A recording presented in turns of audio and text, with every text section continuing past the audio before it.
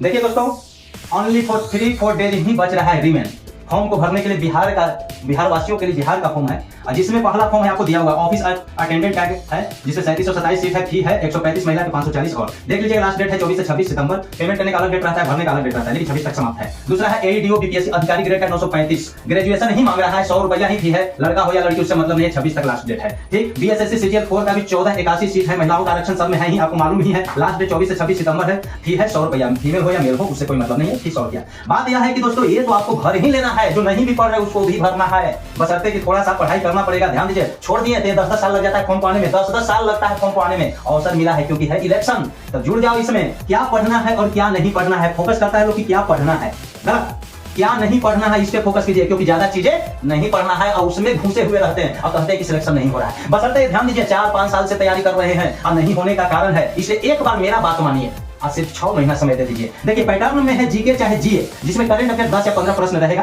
50 question GK जीए से रहेगा। इसका अलग है, ये अधिकारी वाला सीजीएल और एडीओ के लिए मैं बता रहा हूं। जब ये दोनों की तैयारी हो जाएगा तो यह जो है ग्रेड डी ग्रुप डी वाला तैयारी ऐसे ही हो जाएगा, इसके लिए अलग से नहीं करना है। साइंस है 25 क्वेश्चन, ठीक, और मैथ और रीजनिंग का है, ध्यान दीजिए 100 क्वेश्चन मैथ और रीजनिंग। अब आपको ध्यान देना है, इसमें अलग सिलेबस है, 100 नंबर का ऐसे है, इंग्लिश है, वो जो भी है वो रहने दीजिएगा, लेकिन जीके साइंस मैथ और रीजनिंग अगर इधर से चलते हैं तो 100 प्रश्न हो जा रहा है, और इधर आते हैं अगर यहाँ से साइंस को भी लेते हैं जीके में तो 50 और 25 75 को प्रश्न इधर और 75 उधर। बात है कि क्या पढ़ना है, कैसे पढ़ना है। भैया कुछ नहीं, सिर्फ एक बुक को लेना है और वह बुक आपको सामने दिया हुआ है, सिर्फ समझे 8300-8500 प्रश्न है जो भी है जीके के लिए, जनरल नॉलेज के लिए, जिसमें साइंस भी आ जाएगा।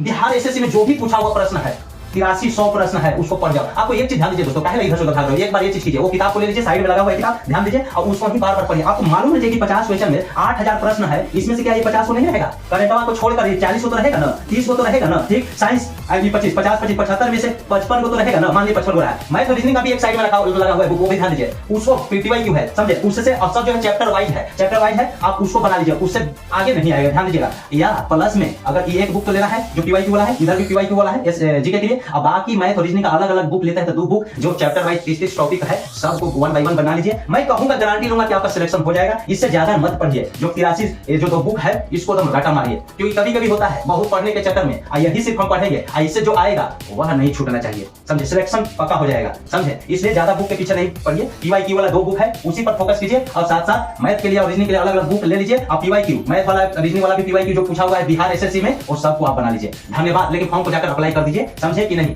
धन्यवाद।